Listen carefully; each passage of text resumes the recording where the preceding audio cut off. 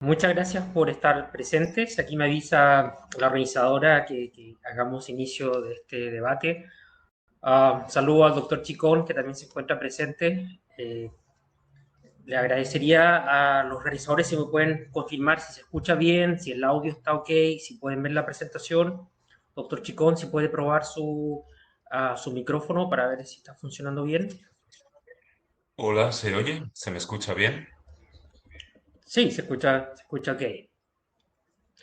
Ok, hoy día es la versión en español, en castellano, del debate que realizamos hace algunas semanas con el doctor Turkevich, dermatólogo especialista de Ucrania, y la idea surgió como una forma de conversar en relación a ciertas controversias y mitos. Y el concepto hoy día se basa en básicamente conversar sobre controversias y mitos sobre los rellenos inyectables. El formato va a ser que básicamente vamos a presentar una controversia, un mito. Cada uno de nosotros va a exponer su punto de vista con evidencia científica y obviamente vamos a estar revisando la casilla de mensajes porque si tienen dudas, consultas o si hay algún tipo de comentarios, lo vamos a estar leyendo en tiempo real. Entonces vamos a dar inicio con el primer mito o controversia. Y es algo bastante, creo que es uno de los mitos o controversias más controvertidos. Especialmente estoy viendo que tenemos muchos participantes de Colombia, de Chile, algunos de España, Ecuador, lugares donde yo sí veo mucho en las redes sociales hablar del efecto lifting. Y la controversia se basa en decir, ¿son realmente los rellenos inyectables capaces de realizar un lifting? Voy a mostrar mi visión al respecto con evidencia científica y el gran conflicto es que solamente se han visto efectos lifting científicamente probados en estudios de nivel de evidencia 5, es decir, muy limitadamente. Y esto se lo voy a mostrar en detalle. ¿Qué es el concepto del liquid lifting o el lifting líquido? Está en todas las redes sociales, en webpage de clínicas alrededor del mundo hablando de cómo podemos poner rellenos inyectables de cierta manera que generen una elevación del tejido. Y cuando uno googlea el concepto del liquid lifting y busca before and after, fotos antes y después, uno puede encontrar un sinnúmero de imágenes que muestran esta mejora importante del rostro, esta mejora volumétrica del rostro. Ya esto se le ha llamado liquid lifting. Y todo esto tuvo un gran boom por los estudios del doctor Cotofano, donde en análisis cadavéricos, aplicando un relleno inyectable con un G', con la rheología G', es decir, con un nivel de cohesividad elevado en la zona temporal de esos cadáveres, era capaz de generar un nivel de elevación. Luego de ese estudio, se generó el estudio del doctor Íñigo de Felipe en España, donde él desarrolló una técnica donde tomaba 6 ml, 8 ml, disculpen, de ácido hialurónico reticulado, junto con 2 ml de anestesia y 6 ml de solución salina. Es decir, imagínense que tomamos nuestro relleno inyectable, que es un gel, y les agregamos agua y agregamos anestesia. Y luego le empezó a inyectar esto con cánula. Tomó unas fotos bastante interesantes, unos before and after, donde se veía una mejora, y luego lo que realizó fue encuestas a sus pacientes luego de ciertas semanas, hablando sobre si el paciente estaba totalmente satisfecho con los resultados, si considera que la apariencia fue mejor, si su recuperación fue corta. Y básicamente los pacientes describieron que su rostro sería mejor. Obviamente tenemos que pensar que teníamos 6 ml de 8 ml de relleno, más 6 ml de solución salina, más 2 ml de anestesia. Estamos hablando de 16 ml de líquido en el rostro. Y a esto él acuñó el término del liquid lifting. Y el liquid lifting básicamente era la idea de poner líquido en el rostro, una solución viscosa que vaya a generar cierta elevación. ¿Cuál es el tema al respecto? ¿Cuál es el conflicto al respecto? Esto es un estudio que se realizó el año 2017 por un grupo de investigadores de Estados Unidos, donde evaluaron qué es lo que ocurre luego de que ponemos un relleno inyectable. ¿Y cuál es el concepto que está más aceptado? Y de hecho voy a volver a esta paper más adelante. Y aquí tengo un pequeño ejemplo y lo voy a hacer más interactivo porque para mí fue difícil entender esto. Imaginémonos que tenemos un guante de látex. El guante de látex, imagínense que es la piel. Esto nosotros lo inflamos. Inflamos el guante de látex y pensemos que la zona donde estamos sosteniendo para que el aire no se vaya es nuestro punto de retención, en nuestro ligamento, en nuestro tejido óseo. Es el punto donde el fat pad o el tejido muscular se adhiere a un tejido estático. Entonces, imaginémonos que lo inflamos más aún. Al inflar, tenemos una expansión del tejido que hace notar hacia nosotros la idea de una elevación. Pero nuestro punto de contacto, que puede ser el ligamento, que puede ser el tejido del periósteo, no se ve alterado. Entonces, ¿qué es lo que ocurre? Y esto lo evaluaron de manera mucho más sofisticada con software computacionales. Cuando nosotros incorporamos fillers, nosotros estamos revoluminizando, que da la impresión de una extensión de la piel más elevada, pero no es un lifting. Y eso está ahora aceptado por la Academia Americana de Cirugía Plástica, la Academia Americana de Dermatovenerología, que los rellenos inyectables no generan lifting, porque el concepto de lifting está basado en reposicionar el tejido desde su base. Por eso cuando yo enseño lifting de hilos, el doctor Chicón también es un experto en el uso de hilos de tensión, nosotros estamos reestructurando tejidos gracias a la restauración de ciertos tejidos ligamentosos que son reemplazados por el tejido o por el material del PDO, la policaprolactona o el ácido poliláctico. Y esos son capaces de mover, reposicionar el tejido. Entonces el concepto es que el relleno inyectable no es capaz de elevar, no es capaz de generar un lifting. Esto es sin ánimo de ofender, porque veo muchos participantes de Chile, de Ecuador, de Colombia, que promocionan el concepto del lifting de los 8 puntos. No es un lifting, es netamente la revoluminización en 8 puntos que da la sensación de una expansión del tejido. Es una revoluminización del tejido. ¿Y qué es lo que ocurre?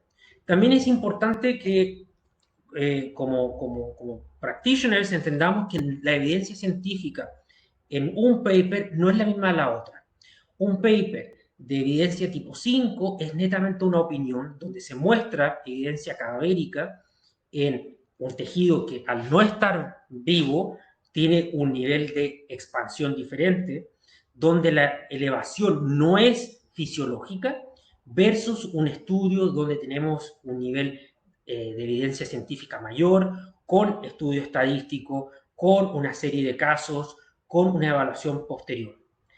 ¿Cuál es mi preocupación mayor sobre el concepto del lifting líquido? Es la hipervoluminización, o lo que llamamos el síndrome de la cara de almohada, el pillow face. ¿Por qué? Y aquí voy a volver a hacer el mismo ejemplo del guante.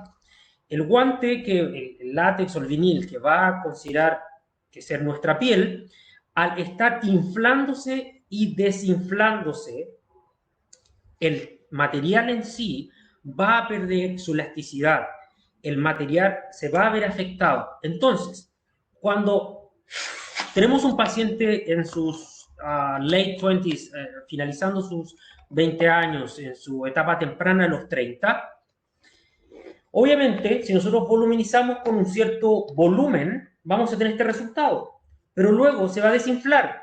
Y para la segunda vez vamos a necesitar más, porque la piel va a estar débil. Entonces, cada vez vamos a necesitar más. Acá me preguntan si se escucha el audio. ¿Me pueden confirmar si el audio se escucha, por favor? Por favor. Porque he dicho harto y a lo mejor estoy hablando, haciendo un monólogo.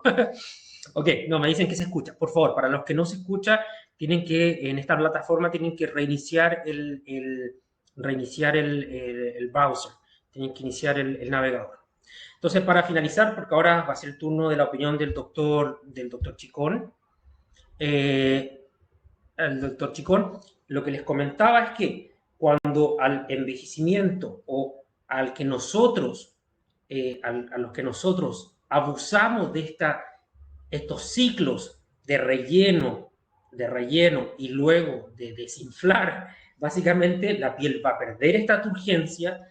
Como todo material, la piel al envejecer pierde matriz extracelular, pierde colágeno, elastina, la piel se va a hacer más débil y cada vez vamos a necesitar usar más producto para generar este efecto lifting. Y eso ocurre con nuestros pacientes que sobreabusan porque piensan o sienten que el lifting va a ser el efecto que ellos buscan y se tienen que usar muy grande cantidad de volúmenes. Entonces, denme un segundo porque me están pidiendo que haga una reconfiguración. Un segundo porque me pide nuestra organizadora que por favor ingrese a la sección para mejorar. Me dicen acá que se está viendo muy pequeño. Denme un segundo. Un segundo, por favor. Entonces, básicamente era la idea de explicarles que el liquid lifting lamentablemente no existe, sino que es netamente una revoluminización y una expansión del tejido que da esta sensación de lifting. Súper. Doctor Chico, su turno. Yo voy cambiando los slides para usted, así que usted me dice siguiente y yo lo voy. Bueno, muchísimas gracias. Gracias a Yarwal por contar conmigo, como siempre. Muchísimas gracias a todos los compañeros de allá, de Latinoamérica, por supuesto también de acá, de España. Es un placer, como siempre, estar aquí y es un auténtico honor, ¿no? Compartir este face to face, ¿no? Con mi amigo Alberto, del que siempre, bueno, pues aprendo tanto y es un estímulo para mí, ¿no? El seguir formándonos y seguir creciendo, ¿no? Yo, mi opinión es fantástico porque Alberto lo ha dicho. Voy a empezar por el final, ¿no? En este punto de que si los rellenos pueden liftar, estoy completamente de acuerdo. No liftan de per se, ¿vale? Ahora os doy mi argumento basado en lo que es la evidencia científica. Pasamos la primera diapositiva, por favor. ¿Mm? Bueno, aquí tenemos un artículo del año pasado, de enero, ¿vale? Donde se dice, pues eso, ¿no? De rejuvenecimiento, ¿no? De la piel envejecida, ¿no? Mediante la inyección de ácido hialurónico. Pasamos, por favor. Ahí sí que se reconoce. Pasamos la siguiente, por favor. Eso es. Ahí sí que se reconoce, CL quiere decir cross-linked, ¿vale? Que el ácido hialurónico crosslinkado sí que de alguna manera hace unas fuerzas sobre la matriz extracelular. La matriz extracelular es el punto álgido, ¿no? Siempre nosotros partimos de una teoría, la teoría de Virchow, que todos hemos estudiado, que la célula es la unidad anatómica y funcional básica del organismo, y lo es realmente, pero sí que a Virchow le faltó un poquito más de contexto. Es decir, la célula sin su contexto no es nada. De hecho, si dejáis una célula en una placa Petri por sí misma, se muere. Entonces, al final, hay que tener una mentalidad un poquito más integradora y entender en este caso todo lo que son las células, en este caso el fibroblasto, que es como un poco la gran célula, la gran protagonista, ¿no? Para nosotros, hay que entenderla dentro de esa matriz extracelular tan rica, tan viva, ¿no? Que es una auténtica orquesta donde cada músico tiene su función, ¿no? Entonces aquí podemos ver en este estudio cómo efectivamente ese ácido hialurónico, mediante fuerzas de compresión, puede estimular, ¿no? Puede hacer un estrechamiento, una compresión que hace que se incremente la expresión de genes de colágeno por parte de los fibroblastos. Entonces, desde un punto de vista muy purista, muy purista, muy purista, se puede decir que el ácido hialurónico inyectado en esa piel fotodañada, envejecida, ¿vale? En la dermis, pues puede rellenar esos espacios y estimular la producción, ¿no? De colágeno por parte de los fibroblastos. Esto nos podría hacer pensar, decir, coño, pues Entonces, si estimula el colágeno, pues seguramente tensará. Hablamos a un nivel microscópico, hablamos a un nivel de pura estructura dentro de lo que es la matriz. Ojalá y ese efecto pudiera ser un efecto que macroscópicamente fuera evidente, pero no es así. Pero bueno, me parecía interesante partir de esta aclaración. Pasamos la siguiente, por favor, amigo. Bueno, ya lo ha comentado también el doctor Leguín, Alberto ha dicho pues es que este artículo de Cotofana de Sebastián es famosísimo. Ellos se dedican a pinchar, pues eso, a pinchar cadáveres. Es un estudio un nivel 5 que es un acuerdo entre expertos. Esto es como si unos cuantos de nosotros nos ponemos de acuerdo en algo. Tiene una validez, indudablemente, pues porque todos somos expertos y especialistas en lo nuestro, pero eso hay que llevárselo luego a estudios y contrastarlo, ¿vale? Entonces pasamos, por favor, la siguiente y ahí lo que efectivamente dice es que sí, que es que hay una evidencia, ¿vale? Bueno, pues no podemos decir que no, es una evidencia pequeña, pero sí que es cierto que hay una cierta evidencia de que de hecho, no sé si lo sabéis, pero Sebastián Cotofana tiene una estrategia de trabajo, ¿no? Que es desde arriba hacia abajo y desde afuera hacia adentro, y él aquí lo que hablaba, ellos aquí en el grupo lo que hablan es que poniendo, como ha dicho muy bien Alberto, ¿no? en las fosas temporales. Además dice que no es supraperióstico, sino más subdérmico, es cuando más efecto liftante, claro, porque es cuando más volumen puedes crear y demás. Pero bueno, hay un cierto nivel de evidencia. Ahí lo dejo. Seguimos, pasamos la siguiente, por favor. De hecho, tanto es así, ¿vale? Que hay un montón esto es un ejemplo, ¿vale? Es un ejemplo de un ácido hialurónico que ellos venden la capacidad liftante de su producto, además lo venden así, ¿eh? Como una capacidad liftante, y además hacen como una regla o una fórmula que es, no, yo multiplico la cohesividad por la elasticidad y tal y cual, y hacen unos gráficos que nosotros como profesionales te los crees, es decir, para mí dices, pues joder, si esto está tan bien explicado y tan así, yo me lo creo. Esto lifta seguro. Vale, pasamos. Seguimos viendo cómo, bueno, claro, ¿cuál es mi gran duda? ¿No? Mi duda es, oye, vale, perfecto, pero ¿cuánto de ese efecto lifting de que tienen los rellenos se debe realmente a un efecto voluminizador y cuánto a un puro efecto liftante, entendiendo ese efecto liftante como el que habíamos visto esa primera diapositiva, de inducir realmente una cantidad de colágeno suficiente como para que eso tire, ¿no? Entonces pasamos, por favor, a la siguiente. Y si os dais cuenta en si vosotros, por favor, me encontráis algo de de data, ¿no? Algo de información que vaya en otro sentido, os rogaría que me la haríais, que nos la hicierais llegar. Pero al final todo lo que yo he encontrado en la bibliografía relacionado con la capacidad liftante de los ácidos hialurónicos o en definitiva de los rellenos, tiene que ver con la G'. La G', todo el mundo sabe que es una medida de la elasticidad del producto. La elasticidad es una propiedad intrínseca de los sólidos, es la capacidad de recuperar la forma original después de una deformación. Y es una medida indirecta de lo que es esa capacidad voluminizadora, ¿vale? Cuanto más alta, más grande es la G', más capacidad volumétrica tiene. Entonces, si os dais cuenta, esto es un artículo, ¿vale? Del año pasado también. Os traigo data bastante actualizada. En alguna ocasión no, para que veáis también a lo mejor traigo algún artículo de 2015 porque me interesaba alguna reseña, pero vamos, casi todo está bastante actualizado. Bien, pasamos para ver lo que dice este estudio. Si os dais cuenta, ahí habla siempre, si veis, alta capacidad de lifting, alta G', alta G'. Siempre lo relacionan. Entonces, indirectamente se intuye, ¿vale? Que al final los rellenos acaban liftando realmente por su capacidad volumétrica, ¿vale? Pasamos la siguiente, por favor. Esta es lo mismo, pero a nivel corporal. Esta es Luciana de Lorenzo, estos son brasileños. Ella sacó su propia técnica, que es la técnica LL, ¿vale? Luciana de Lorenzo, de body contour, para ver pues eso, el contouring, el aumento glúteo, ¿vale? Con ácido hialurónico, pasamos la siguiente, por favor. Y si os dais cuenta, exactamente lo mismo. Es decir, que con una alta G', ¿vale? Y con un tamaño de partícula grande, o sea, todo lo que es, cuanto más grande, más volumen, todo lo que expanda el volumen, lógicamente, un alto poder de lifting, pero siempre relacionado con una G' y con una capacidad volumétrica. Entonces, como resumen, pasamos, amigo, a la siguiente.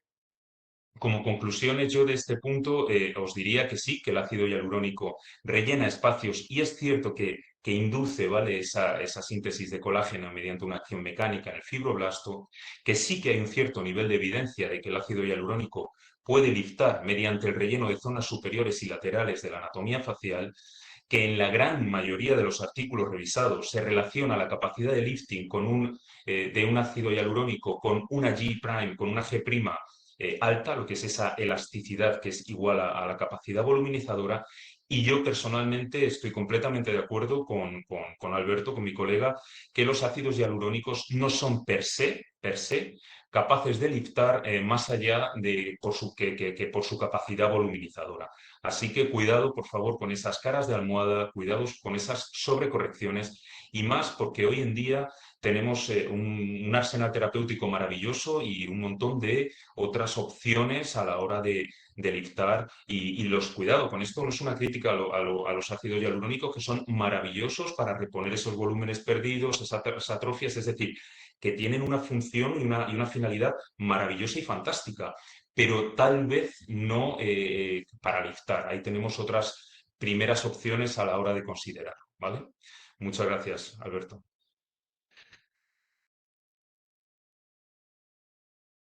Súper, muchas gracias. Creo que estamos bastante de acuerdo en esta posición, que básicamente los rellenos inyectables no hacen efecto lifting, sino que honestamente, como tú muy bien dijiste, al restaurar volúmenes hay una expansión del tejido. Y esta expansión del tejido, cuando uno la cuantifica de manera objetiva, netamente una observación del tejido estando restaurando esta cantidad de volumen perdido. Ok, el siguiente mito o controversia es los rellenos inyectables tienen capacidades de biomodulación.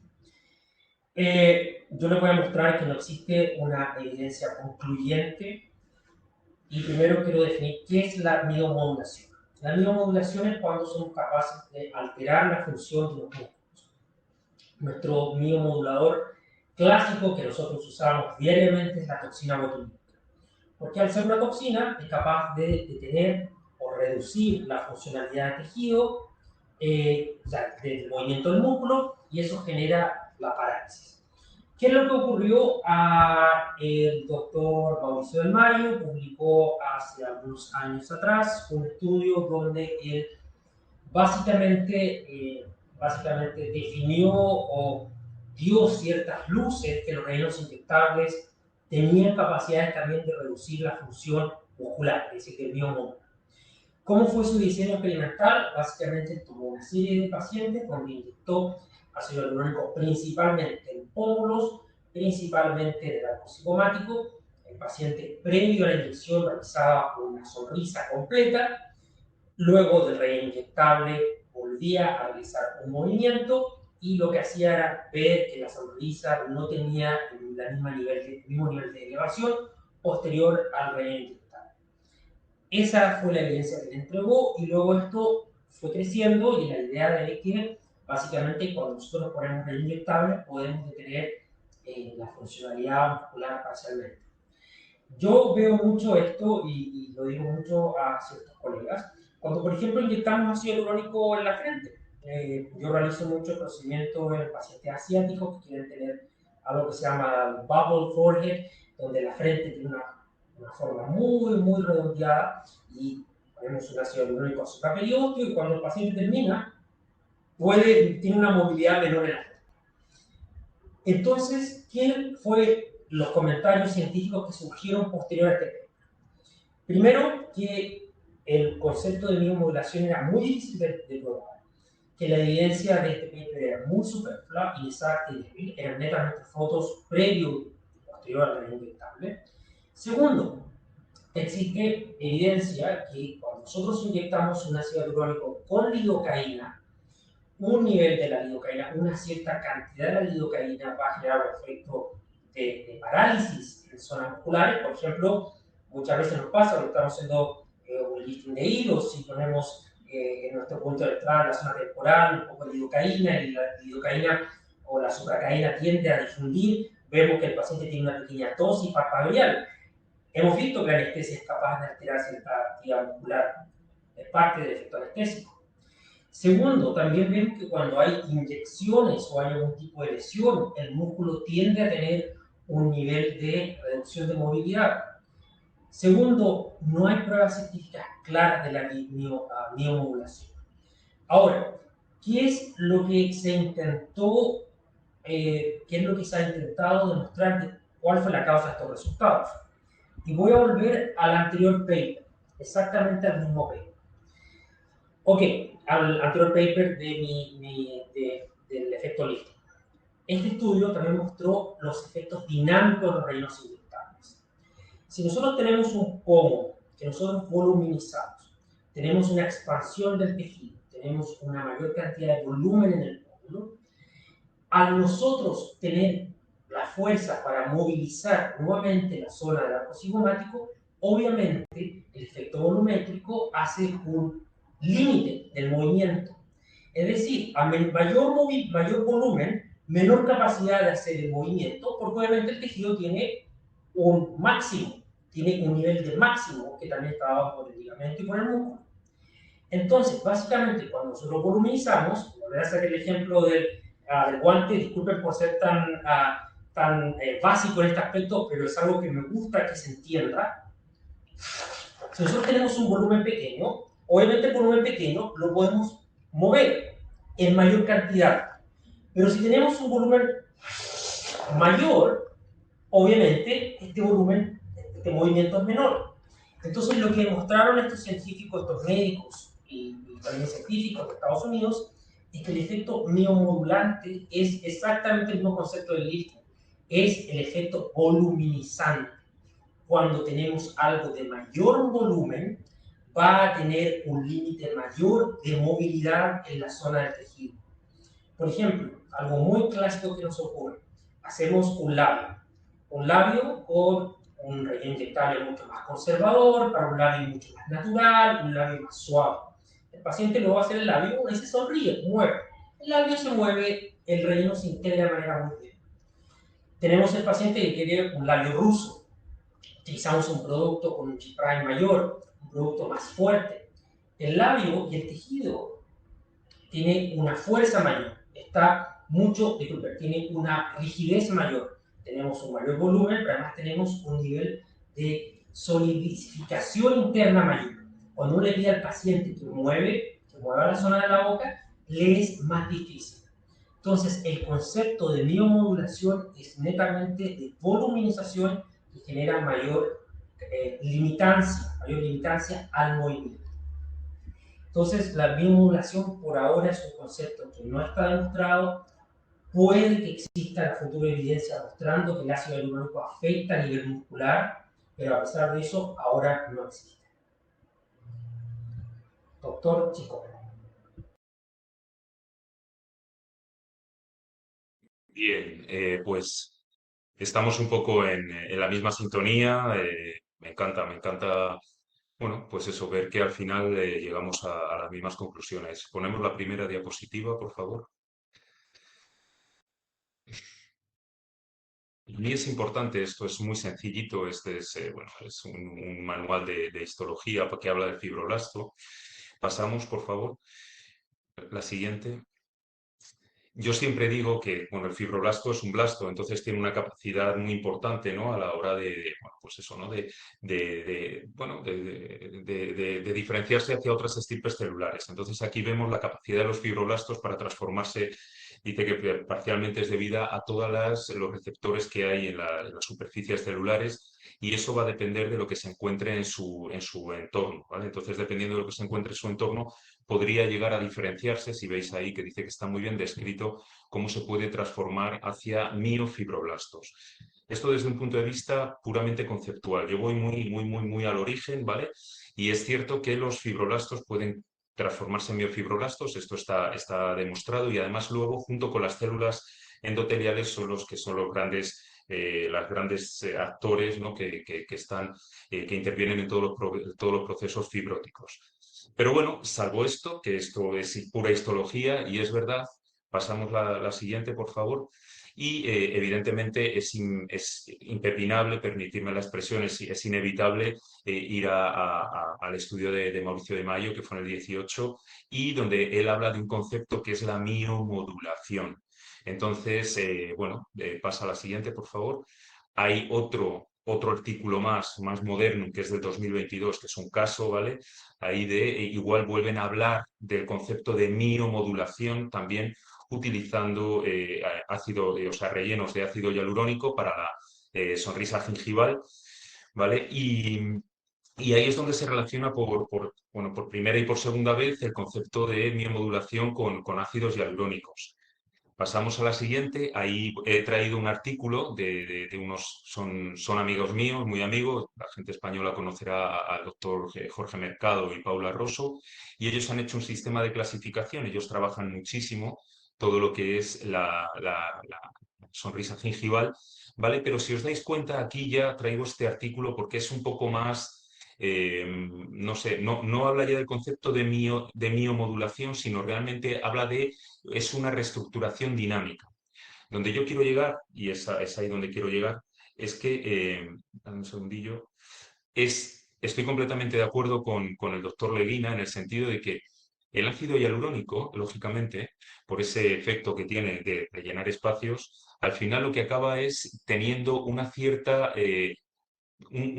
acaba teniendo una cierta, a ver, no sé cómo decirlo, pero sí que acaba teniendo como una cierta, quiero decir actividad, pero tampoco sí que tiene algo de causa a la hora de la estructura dinámica cuando hacemos movimientos con la cara, sí que de alguna manera en todo lo que es la reestructuración dinámica y todo lo que es la dinámica facial, sí que puede tener algún cierto componente muscular, pero eso no quiere decir realmente que sea que el ácido hialurónico tenga un efecto miomodulador. Si nos pasamos a las conclusiones, por favor. Ahí está perfectamente explicado. Es decir, al final los fibroblastos tienen esa capacidad de diferenciación hacia miofibroblastos. Hay varios artículos que hablan de la miomodulación utilizando fillers, pero yo creo que sería muy importante definir ese concepto de miomodulación, sobre todo en lo que tiene que ver con la medicina estética. ¿Qué es para ti la miomodulación? O sea, a mí me encantaría preguntarle a Mauricio de Mayo, ¿qué es para ti la miomodulación? Porque si para ti el poner un ácido hialurónico que haga un efecto freno frente a esa expresión dinámica, ¿vale? Y ya el músculo no pueda a lo mejor contraerse tanto porque por ese efecto volumétrico me está frenando, me está haciendo de tope, pues si para ti eso es la miomodulación, pues entonces, vale, puede tener un cierto efecto miomodulador. Pero si entendemos la miomodulación como esa capacidad, que yo estoy completamente de acuerdo con Alberto, que sí que todos le reconocemos a la toxina botulínica porque intrínsecamente desde lo que es su puro mecanismo de acción hace un efecto directo sobre lo que son las fibras musculares, entonces ahí estaríamos lejos de hablar de la miomodulación utilizando ácidos hialurónicos. Al final, los fillers pueden mejorar ciertas expresiones dinámicas, es verdad que pueden mejorar ciertas expresiones dinámicas sin que por ello se les tenga que considerar miomoduladores, porque realmente lo hacen no a través de un efecto miomodulador, sino a través de ese efecto un poquito de relleno de espacios, ¿vale? Que era lo que estábamos hablando. Y hasta ahí. Mil gracias, Alberto. Súper. Si estábamos de acuerdo también en lo mismo. Ok, el siguiente. Y este es un tema que cuando lo presenté en inglés, para algunos era algo bueno, para otros era algo malo. Bueno, básicamente es el concepto si los rellenos inyectables pueden durar más de lo que pensamos. Sí, pero todo depende del producto, la técnica, la zona tratada, el factor de acá y el paciente. ¿Qué es lo que ocurre? Han habido ciertos reportes de pacientes presentando rellenos inyectables luego a los 5 años, esto gracias a toda esta nueva tendencia del uso de ultrasonido, de imagenología en la medicina estética, donde nosotros cuando tenemos un brochure de un relleno inyectable que nos dice, bueno, este relleno dura 6 a 8 meses, nosotros lo informamos al paciente, tenemos rellenos que duran 12 a 14 meses, 14 a 18 meses. Se lo informamos al paciente y hay pacientes que presentan que luego de 2 años todavía tienen ciertos signos de que el relleno estuvo. Hay estudios con el uso de ultrasonido mostrando que el relleno puede durar más, pero depende de múltiples factores. Principalmente los factores inmunitarios del paciente, el tipo de relleno y el plano de inyección.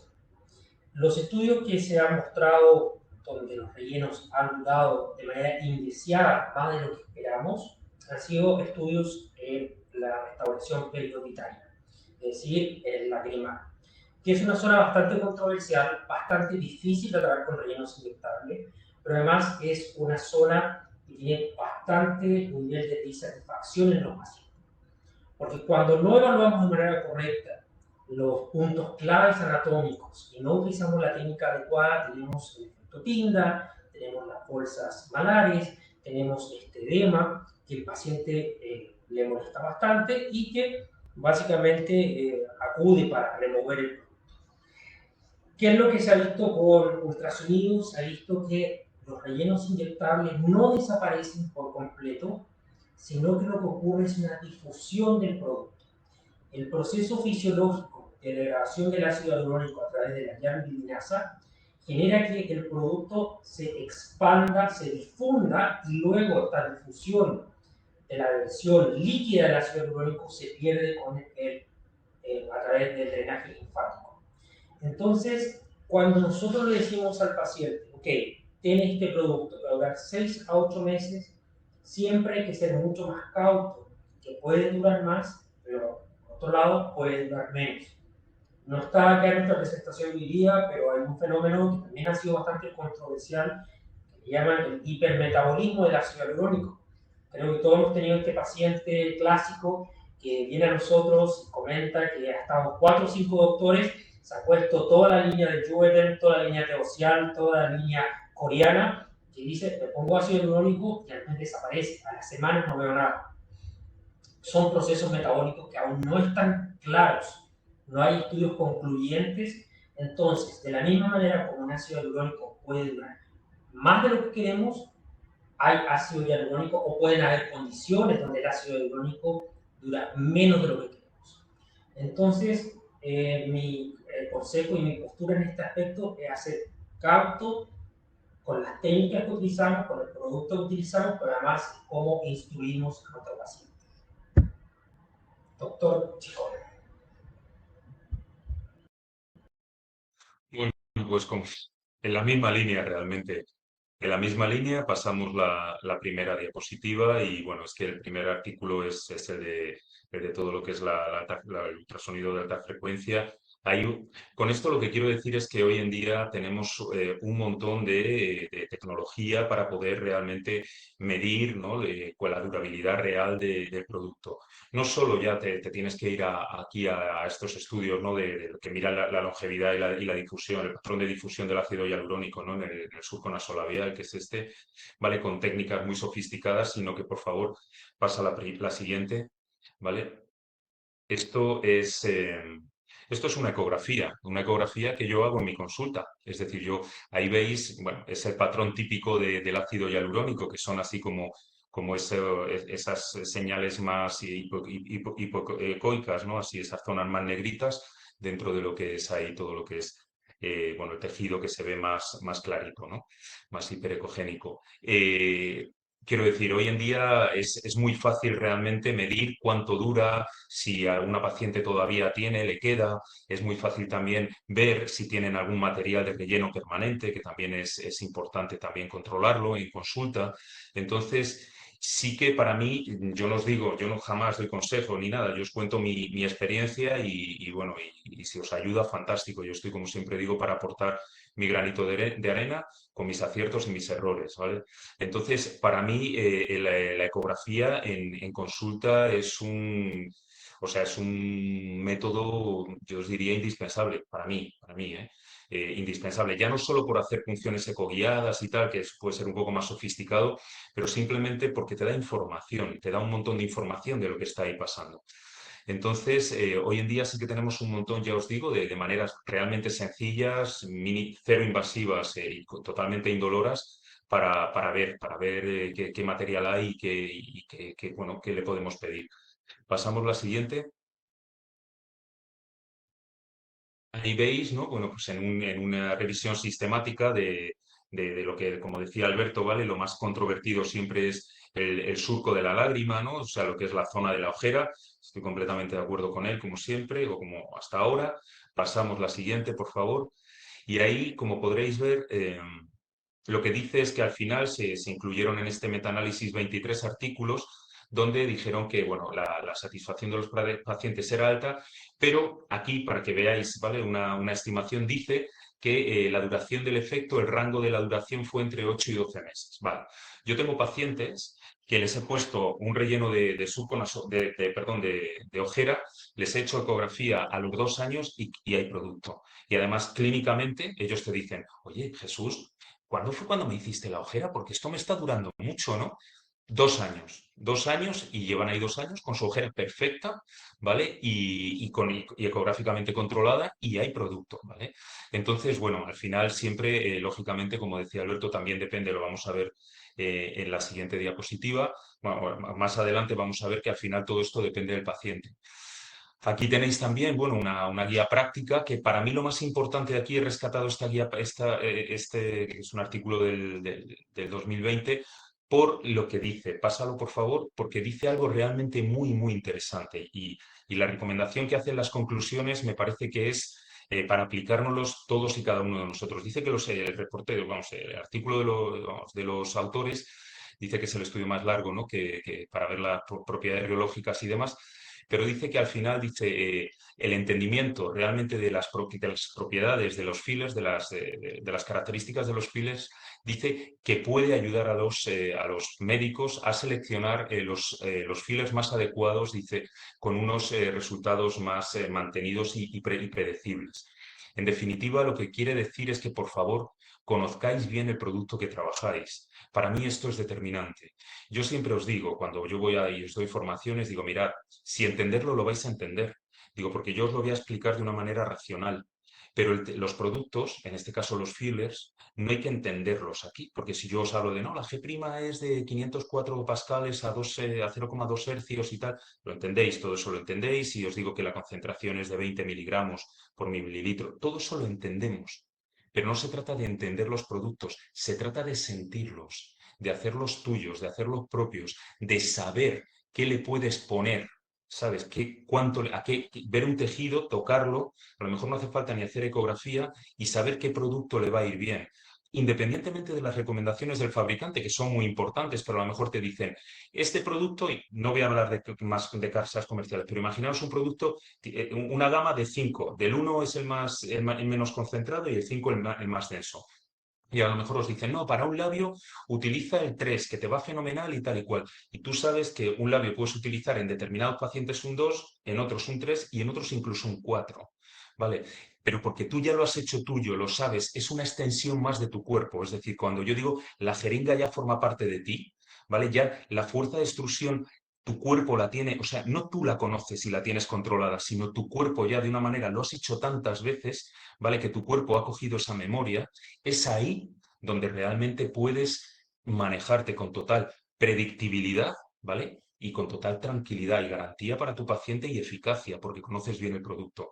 Un producto no se conoce, esto es como una persona. Tú una persona por comer un día con ella no la conoces. No, me han dado una muestra de tal producto, esto lo he oído a muchos doctores, me han dado una muestra de tal producto y no me gustó mucho. Poniendo una muestra, tienes que poner y poner. A mí, cuando me vienen a presentar algo, yo siempre le digo, mándame 10 cajitas. Y eso para empezar, ¿vale? Mándame 10 unidades. Y empiezo a probar qué tal. Oye, pues mira, este me ha gustado. De este necesito probar un poquito más. Déjame por aquí, por allá, tal. Aunque las paguéis, yo ahora, es verdad que ahora me dicen, claro, seguro alguien está pensando, claro, a ti te las regalan. Ya, pero hasta que a nosotros, Alberto y a mí, nos las han regalado, ¿sabes? No podéis imaginar la de cajas que yo he comprado de productos que al final he dicho, no va conmigo, no va conmigo, no va conmigo. No hablo de tirar dinero, no, no, no, no, no, ni A mí muchísimo aún no me menos, por regalan favor. muchas. Bueno, entonces pasamos ya, que si no me enrollo, pasamos, amigo, a la siguiente. Y lo que os decía, ¿vale? Es esto, ¿vale? Que al final, todo ese material inerte, todo esto que estamos hablando, al final va en una persona, va en tu paciente. Entonces tú tienes que conocer a tu paciente, ver en qué momento está, Y además no siempre es tan igual, porque tú muchas veces dices, no, a esta paciente el labio siempre se lo hago con el 3, ¿vale? Con el 3 de mi escala, el 3. Y a lo mejor en esa ocasión te viene, está más deshidratada, ha perdido peso, es en verano, no lo sé, y a lo mejor necesita algo que le hidrate más todavía y no es el 3, sino en ese momento le toca el 4. Entonces, no solo tenemos que personalizar los tratamientos en las personas, sino en la situación vital en el momento que te llega esa persona. Yo digo que no se ve dos veces al mismo paciente, ¿vale? Porque además a lo mejor le pusiste ya previamente. Es decir, conocer muy bien el producto, muy bien, hacerlo vuestro, conocer muy bien a vuestros pacientes y entonces será fantástico, ¿vale? Será fantástico bueno, el trabajo. Ya, eso es todo un poco. Eso es todo, Alberto, amigo. Pasamos a las conclusiones y bueno, al final es eso, ¿no? Que tenemos métodos para ver la durabilidad y el patrón de difusión de los fillers, conocimiento sólido de la rheología de cada uno de los productos que vayamos a utilizar, tenemos todo esto y tenemos que tener un conocimiento del tipo de tejido y del tipo de paciente. Y al final se trata de casar, esto es casar y eso es nuestro expertise y por eso somos profesionales de esto, es utilizar el mejor filler, el que mejor se adecue a la situación particular de nuestro paciente. No hay mucho más. Grises. Yo en ese aspecto totalmente de acuerdo con el doctor Chicón y yo sí soy un poco más de decir las cosas más directamente. Yo soy completamente en contra de estas formaciones de entrenamientos que nacieron en base al clásico del helicóptero. Yo aún tengo doctores jóvenes en formación conmigo y me dicen, ah, doctor, entonces van a inyectar el 4, el psique 1, psique 2, psique 3, psique J1, J2, J3. Lo que hacemos es un copy-paste, un copiar y pegar lo mismo al otro, no optimizando y no customizando tratamientos. El doctor Chacón dijo muy claramente, hay ciertos productos que podemos utilizar en un paciente que va a tener una respuesta muy buena, pero a lo mejor en otro paciente podemos utilizar otro producto de esa misma línea. Entonces, siempre, y algo que me gusta mucho el trabajo del doctor Chacón, es la invitación a que entiendan que no se trata de copiar y pegar ciertos patrones. Estamos hablando de medicina estética, estamos hablando de dermofillers, pero los rellenos inyectables también tienen un poco esta extensión de nuestra visión estética y cada paciente tiene una respuesta distinta. Es por eso que ciertos productos pueden aplicarse muy bien en un paciente, pero no en otro paciente, y ahí es cuando vemos las complicaciones, y ahí es cuando vemos los problemas, ahí es cuando intentamos replicar de manera exacta una misma técnica en todos nuestros pacientes. Ok, el siguiente. Y la última conclusión del doctor Chicón es que tiene que pedir al menos 10 muestras a sus distribuidores para realmente sentir el producto. Uno no es suficiente. Esa es la gran conclusión. Ok, el siguiente punto es si los rellenos inyectables realmente tienen la función de colágeno. Y aquí también hay controversia, pero yo digo muy claro, sí, sin embargo depende de la composición. No todos los rellenos inyectables son iguales, sobre todo porque hoy día nos hemos enfocado un poco más al ácido hialurónico. ¿Qué es lo que ocurre? El relleno inyectable, por definición, con mayor capacidad de producción de colágeno, relleno inyectable, lo que lo hace muy específico, la calcio hidroxiapatita. El Radies, el Luminera, el Cimetro, hay distintas marcas que están produciendo calcio hidroxiapatita. A pesar de eso, cuando uno busca la bibliografía molecular para entender cuál es el proceso bioquímico con el cual la hidroxiapatita induce producción de colágeno, existe cero conocimiento. No se conoce si que realmente hay un factor de transcripción activado, hay cierta idea sobre los exosomas, hay alguna evidencia sobre exosomas donde son pequeñas microvesículas de estas acumulaciones de calcio que generan una alteración de la pared extracelular de tensión y generan colágeno como una fibrosis cicatrizante. A pesar de eso, no se conoce el trasfondo. Ahora, existen otros rellenos inyectables que están en bastante controversia si son rellenos o no. Muchos de ustedes conocen el Elance es policaprolactona, también tiene una gran capacidad de producir colágeno. El Guri, que también es policaprolactona, A pesar de eso, el PURI no es considerado PURI, no es considerado un relleno inyectable, sino que es un bioreestructurante, netamente incorporar una molécula que es artificial, inorgánica, semiorgánica, que produce colágeno. Y luego está el concepto del ácido poliláctico, el clásico Sculptra. El Sculptra tiene gran capacidad de producir colágeno, a pesar de eso, como definición, como relleno inyectable, está en esta pared gris, está en esta zona gris. Hay médicos de Estados Unidos que consideran un relleno inyectable el Sculptra, tiene gran capacidad de producir colágeno, a pesar de eso en Europa consideramos que la calcio hidroxiapatita al radies podemos hacer un gran jawline, un vector muy lindo, incluso voluminizar óvulos, tiene esta capacidad de voluminizar casi parecido, incluso a veces superior que el ácido hialurónico, pero tiene gran capacidad de producir colágeno. ¿Qué ocurre con el ácido hialurónico?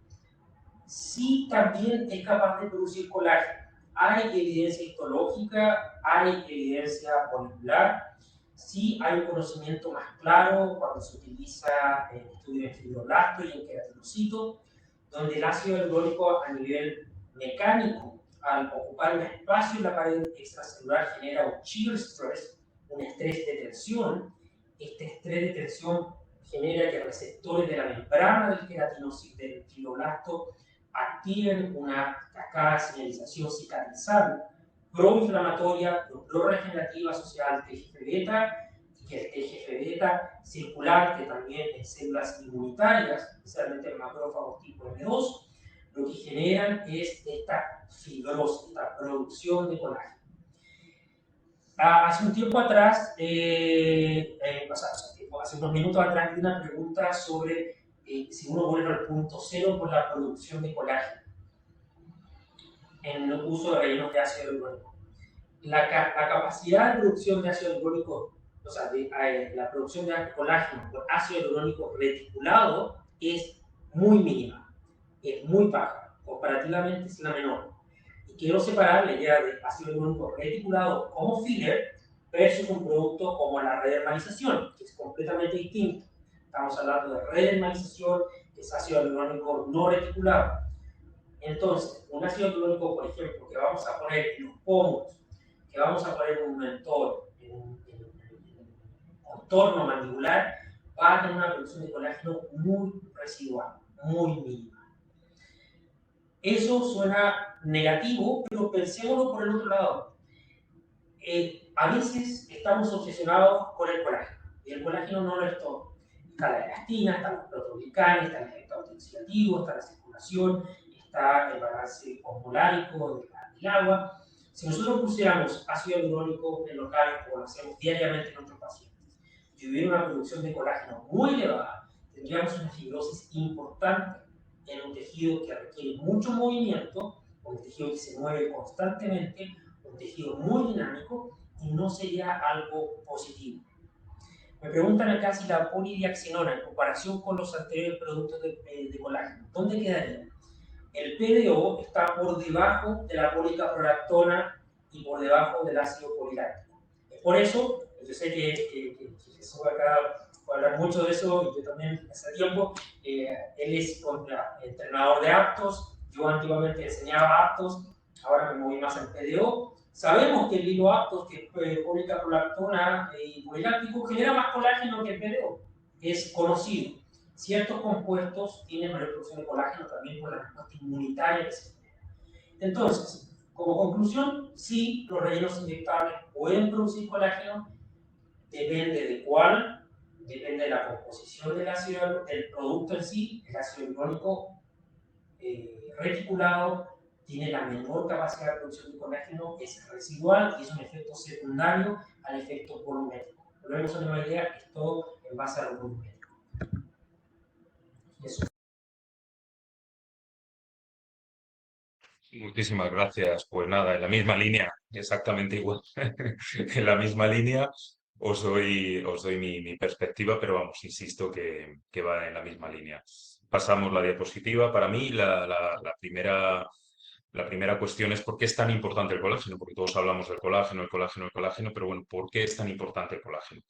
Pues pasamos, el colágeno al final todo el mundo lo conoce como una por su componente estructural, ¿no? Todos sabemos que ahí en la matriz extracelular están siempre la matriz extracelular yo siempre la describo como un bosque de abetos en medio del Canadá y de las montañas ahí canadienses súper bonitas, un bosque de abetos donde cada uno de esos abetos tiene un tronco central que es un proteoglicano, ¿vale? Y luego unas ramas que son los glucosaminoglicanos, ¿vale? Que se anclan ahí y esos glucosaminoglicanos, que son el heparansulfato, condroitinsulfato y queratansulfato principalmente, están cargados aniónicamente para repelerse y expandirse al máximo, para estar lo más expandidos, para crear realmente un filtro físico, no solo físico, es un filtro o sea, físico-químico también, ¿vale? Y, bueno, electrónico también por esas cargas negativas. Y todo lo que pasa entre las células y demás tiene que pasar a través de ese. Las células son como cabañas en medio de ese bosque y tiene que pasar todo por ahí entre medias de ese bosque. Entonces, cuanto más ordenado esté y más estructurado esté, muchísimo mejor para la fisiología del organismo.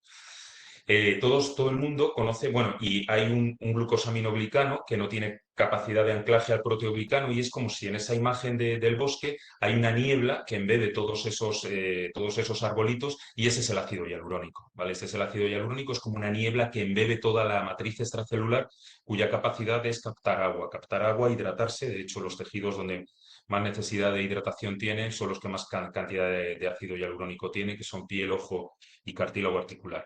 Pero bueno, todo el mundo conoce perfectamente la función, lógicamente, estructural del colágeno, porque al final el colágeno es como si entre esos árboles hay unas lianas fuertes, unas cuerdas fuertes que amarran todo eso, estructuran y sujetan todo eso, eso sería el colágeno.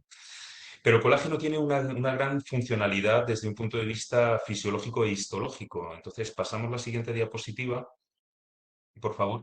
Y el ácido hialurónico el colágeno es principalmente degradado por unas enzimas que hay en la matriz, que son las metaloproteinasas, ¿vale?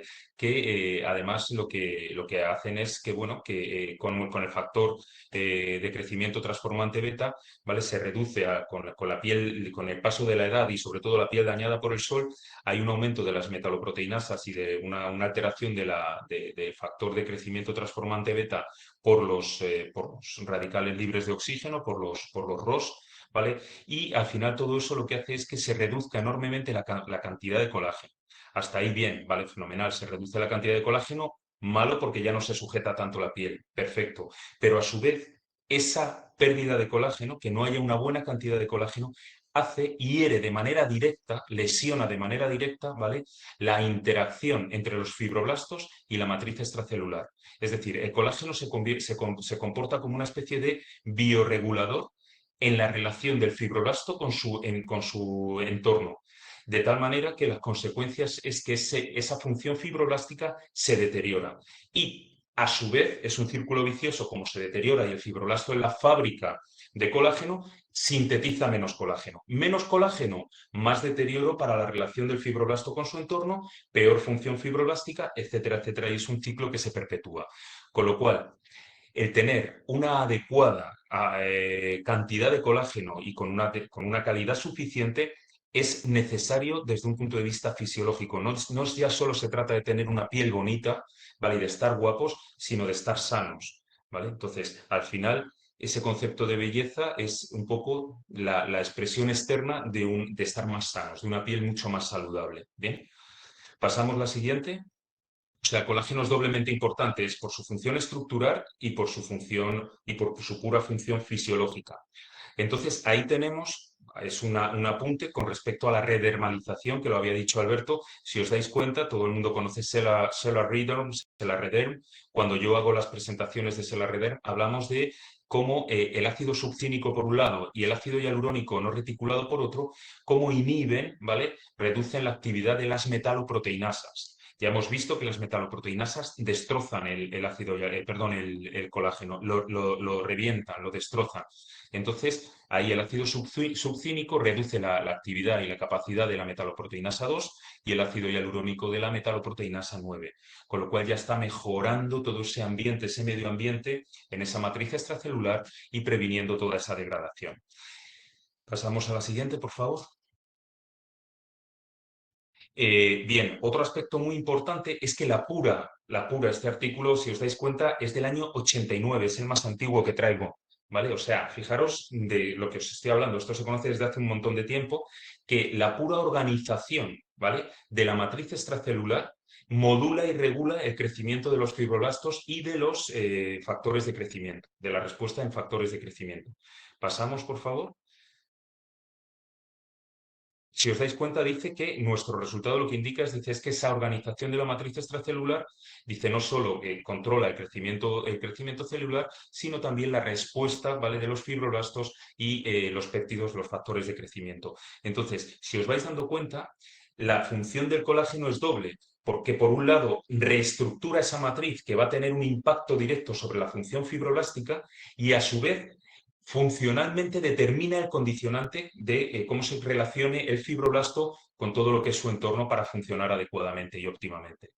Pasamos. Es decir, el colágeno tiene una finalidad vital dentro de lo que es todo lo que es la matriz extracelular. Entonces pasamos, entonces ahora sí vamos a la pregunta, ¿no? Ya directamente que si los rellenos, o sea, que si de alguna manera los rellenos estimulan, ¿no? La síntesis de colágeno. Artículos de estos, de estimuladores de colágeno, de ácido poliláctico, de calcihidroxiapatita, etcétera, etcétera, etcétera, vais a encontrar miles. La respuesta, como decía Alberto desde el principio, el doctor Leguina, es sí, sí lo estimula. Pasamos la siguiente, por favor. Aquí tenéis, ¿vale? Como, bueno, el rejuvenecimiento de la piel envejecida, ¿vale? Mediante la inyección de ácido hialurónico. Pasamos, por favor. Aquí demuestra cómo, este es del 2021, pero como sí, como este ácido hialurónico, ¿vale? Rellena esos espacios y a la vez establece esas fuerzas que ya lo hemos visto, ¿vale? Con lo cual sí que realmente favorece la síntesis de colágeno. Esto ya lo habíamos visto. Pasamos, por favor.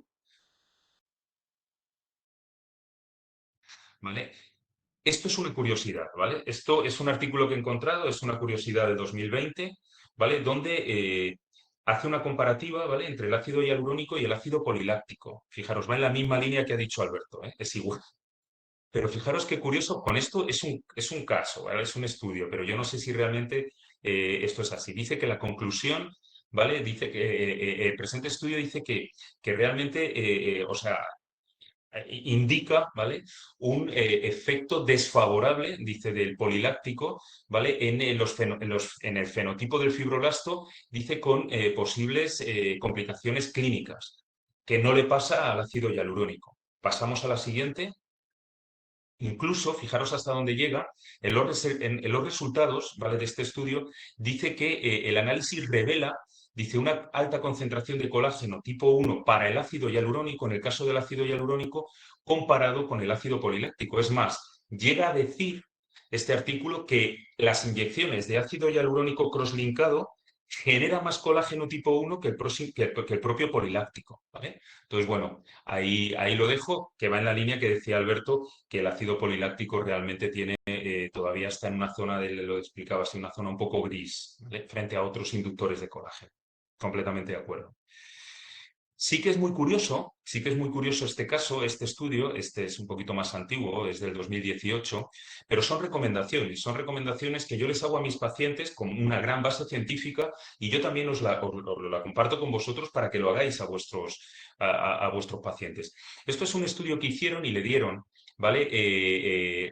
Le dieron una suplementación oral a unos ratones, ¿vale? Con péptidos de colágeno, ¿vale? Y para ver cómo respondían, ¿vale? A irradiación ultravioleta B y la deshidratación, pues eso, para regular un poco el ácido hialurónico. Pasamos. Y lo que vieron es que la toma por vía oral de péptidos de colágeno preserva el ácido hialurónico endógeno y el que añadamos nosotros por un doble motivo. Es a través del RNA mensajero, pero por un lado aumenta la síntesis de ácido hialurónico y por otro lado disminuye la actividad de las hialuronidasa. ¿Vale? Entonces, no solo aumenta la cantidad del que hay, sino que encima disminuye, ¿vale? La eliminación del mismo. Entonces es cuando menos es francamente interesante. Yo a mis pacientes siempre las suplemento con colágeno, ¿vale? ¿Por qué? Porque les va bien, no solo desde el punto de vista de la piel, del pelo, de las uñas, no solo ya desde un punto de vista externo, sino también desde un punto de vista interno para todo lo que es el componente articular. ¿Vale? O sea, es fantástico y es fundamental. Pero bueno, esto es un poco la demostración, ¿vale? O la base científica de esa recomendación práctica o clínica que yo hago. Y luego, papel de la vitamina C en definitiva, la síntesis de colágeno está más que demostrado, actúa como una coenzima, ¿vale? Es fundamental junto con el hierro porque bueno, es ahí a nivel de las hidroxilasas para que pasen, tanto lo que es la prolina como la lisina, pasen al estado hidroxilado de hidroxiprolina e hidroxilisina para que la fibra de colágeno pueda tener esa estructura helicoidal perfecta. Y esto está súper demostrado. Entonces, yo siempre, el resumen es siempre, ¿vale? Suplemento a las pacientes con péptidos de colágeno, con suplementos de colágeno y con vitamina C, ¿vale? Pasamos ya a las conclusiones. Y ahí tenéis, ¿no? Las conclusiones un poco son que el colágeno es una proteína fundamental en la estructura de la matriz extracelular, que la estructura condiciona de manera determinante la función de la misma y de los fibroblastos y que el ácido hialurónico no solo rellena espacios, ¿vale? Hace esa función un poco de filler en la matriz extracelular, sino que también estimula la síntesis de colágeno. Estoy de acuerdo con Alberto que no es una síntesis suficiente como para tener un efecto lifting, ni muchísimo menos, ya lo hemos visto antes en los mitos anteriores. Y la respuesta a la pregunta inicial de este apartado es que sí, que los fillers estimulan la síntesis de colágeno y sería bueno, lo que os he dicho, así como recomendación hacia mis pacientes, la suplementación tanto con péptidos de colágeno como con vitamina C. Hasta ahí, Alberto, mil gracias. Muchas gracias. Y ahora vamos a hablar del último tópico sobre el uso de lidocaína para dosis inyectable reduce los riesgos y complicaciones. Mi postura es que no, la lidocaína no va a reducir riesgos, pero sí mejora de manera subjetiva ciertos parámetros tales como el dolor.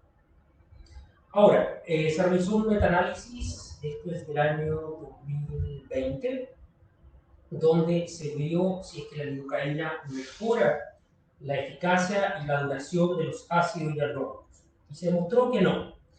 Y esto también está asociado con la idea que hay ciertas compañías que también mencionan que los ácidos hialurónicos con lidocaína van a durar menos. Básicamente no hay diferencia. No hay ninguna diferencia al respecto. Un filler no va a durar más ni va a durar menos por ser lidocaína. Tampoco va a reducir el riesgo de oclusiones vasculares ni va a alterar la potencial aparición de granulomas. ¿Qué es netamente lo que puede mejorar y de manera subjetiva? Es la tolerancia al dolor. Es importante entender que esto es subjetivo. De hecho, este estudio analizó estudios de los últimos 20 años donde pacientes de manera ciega, es decir, sin saber, se le puso ácido hialurónico reticulado con o sin lidocaína y no presentaron mayor diferencia entre grupos. Es decir, si un paciente se utiliza la técnica adecuada, si el paciente está siendo tratado de la manera adecuada con el producto adecuado, no hay mayor diferencia en términos de dolor. De hecho, en mi práctica, personalmente, yo uso ácido hialurónico sin lidocaína. Utilizo absolutamente todo sin lidocaína. ¿Por qué? Porque sí existen ciertas evidencias y reportes, de hecho han ocurrido algunos en el país donde yo vivo, gracias a Dios no me ocurrió a mí, pero de respuestas hipersensitivas y shock anafilácticos a la lidocaína. Estos son casos que se han descrito donde hay reacciones alérgicas a la lidocaína en el ácido hialurónico. A pesar de eso, esto ocurre 1 en 10 millones aproximadamente. 1 en 10 millones de casos puede haber una reacción, un shock anafiláctico a la lidocaína. Entonces, personalmente, y esto lo hago muy rápidamente, los estudios han mostrado que no se reducen las complicaciones por la lidocaína, no vamos a tener menor chance de tener una oclusión vascular, ni menor chance de tener un granuloma, no tenemos una mejora en la tolerancia del paciente, sí, de manera subjetiva, es decir, si el paciente está de manera adecuada siendo tratada, tampoco va a haber gran diferencia si utilizan o no utilizan lidocaína. La lidocaína en sí no va a alterar la duración del ácido hialurónico y estamos en esta ruleta rusa sobre la potencial, tener el potencial efecto alérgico de sensibilidad a la lidocaína. Doctor, para terminar. Bueno, pues nada, para terminar también en la misma línea, o sea, no hay más. El tema de la lidocaína, bueno, pues ahí hay un montón de artículos, ¿no? Como este que habla de las reacciones adversas que podemos tener o efectos adversos, más bien efectos adversos de los rellenos. Pasamos, por favor.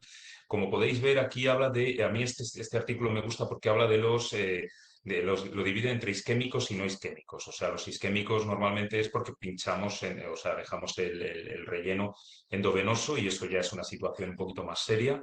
Ahí sí que hay que ponerse rápido en marcha y empezar a inyectar un montón de lidocaína, etcétera, etcétera, perdón, de hialuronidasa, etcétera, etcétera.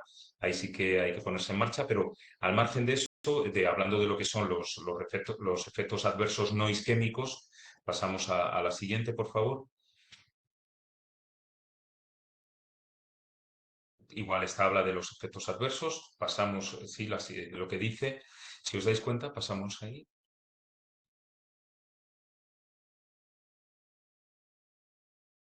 Si os dais cuenta, aquí habla de cuáles son los más comunes, ¿no? Los efectos adversos más comunes dicen que son cambios en la pigmentación, edema, deformaciones después de la inyección, dice nódulos que sean o visibles o palpables por la acumulación de relleno y dice luego la formación de granuloma o infección.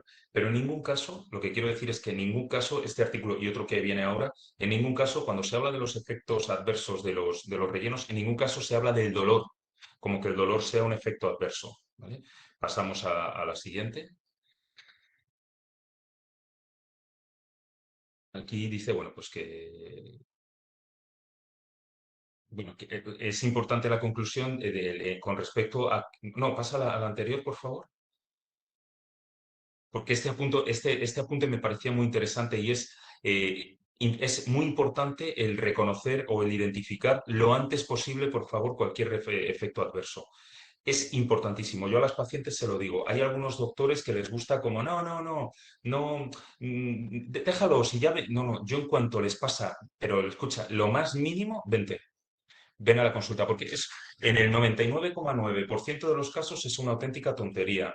¿Vale? Es una anécdota, ¿no? Es que tal, mira, que me he notado aquí, vale, no pasa nada, mira, es una anécdota, pero yo me quedo muy tranquilo y ella también. Pero si es algo un poquito más serio, si es una pequeña sospecha que está infectándose, algo tal cual, cuanto antes lo atajes, muchísimo mejor. Entonces es importantísimo lo que es la enzimoterapia, que es estar encima de las pacientes todo el día. O sea, así nunca jamás tendréis problemas, ¿sabes? Ante la más mínima duda, además hoy en día es una gozada, porque hoy en día con el WhatsApp nos mandan una foto, oye, mira, Jesús, esto que te... Y si por la foto lo veo claro, lo gestiono así. Pero si tengo cualquier duda, vente, que no me importa. O sea, el perder 2 minutos a tiempo te ahorra un montón de quebraderos de cabeza. Vale, la siguiente diapositiva sí, ahí es donde viene este estudio, donde vuelve a hablar, ¿vale? De una serie de efectos adversos o complicaciones, como es un pobre resultado cosmético, nódulos, granulomas, necrosis, bueno, ceguera, pero eso ya hablamos de problemas isquémicos, etcétera, etcétera. Pero vuelvo a decir lo mismo, en ningún caso habla del dolor como si fuera un efecto adverso. Pasamos a la siguiente.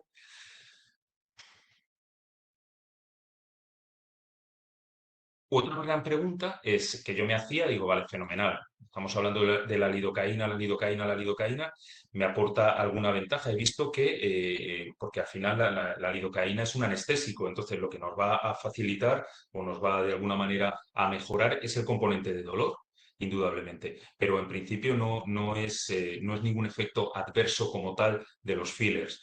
¿Vale? Pero, y si añadiendo esa lidocaína tengo alguna ventaja, imagínate que hace que el filler sea más duradero, vamos a verlo. Entonces, este estudio, ¿vale? Demuestra pasa por favor la siguiente, que no es más duradero, tampoco menos, ¿eh? Es decir, los productos con lidocaína duran lo mismo que los productos sin lidocaína.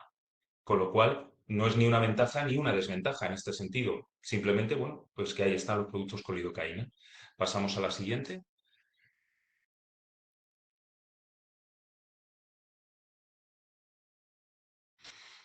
¿Vale? Entonces, aquí es donde pasa la siguiente, por favor. Esto es un relleno con lidocaína. Pasa a la siguiente. Y aquí sí que realmente es lo que dicen. ¿Dónde realmente ayuda la lidocaína?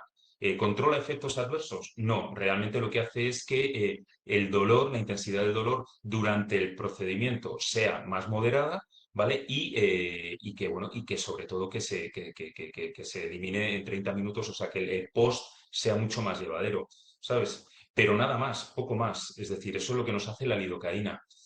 Pasamos ya a la última. No, no, que me queda esta. Ah, vale, sí, bueno, y lo que ha dicho Alberto es que lo ha explicado perfectamente. No nos podemos olvidar también que la lidocaína es verdad que es una probabilidad muy baja, pero sí que hay reacciones alérgicas a la lidocaína, ¿vale? Entonces, bueno, al final ahí lo dejo. O sea, pasamos a la última. La conclusión un poco es que tenemos que valorar un poquito si nos interesa al final, bueno, pues utilizar productos con o sin lido en ese sentido. Hay que conocer perfectamente el filler que estamos manejando, saber indicar tempranamente, identificar los potenciales efectos adversos. El uso de productos con lidocaína tiene la misma durabilidad que los ácidos hialurónicos sin ella. Y los productos con lidocaína es verdad que hacen más tolerable el tratamiento, el inmediato y el post.